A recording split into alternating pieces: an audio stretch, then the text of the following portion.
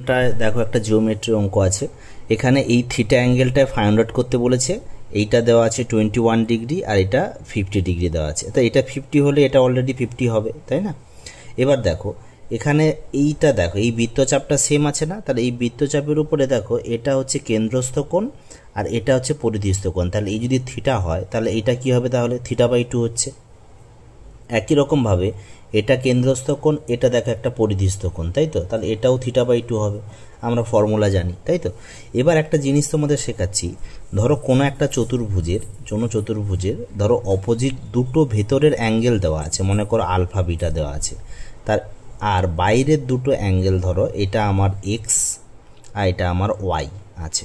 সবসময় মনে রাখবে যে এই ভেতরের দুটো অ্যাঙ্গেলের সাম এদের বাইরের দুটো অ্যাঙ্গেলের সামের সাথে ইকুয়াল হয়।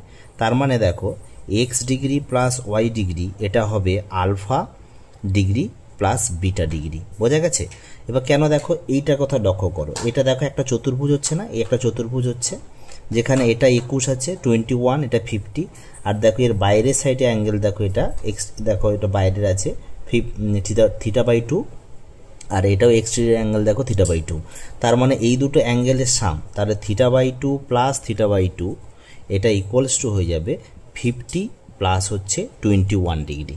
তার মানে দেখো এটা অ্যাড করলে কি হচ্ছে? থিটা হচ্ছে, থিটা সমান হচ্ছে 71 ডিগ্রি। খুব ইন্টারেস্টিং না? Thank you. এভাবে তোমরা করবে।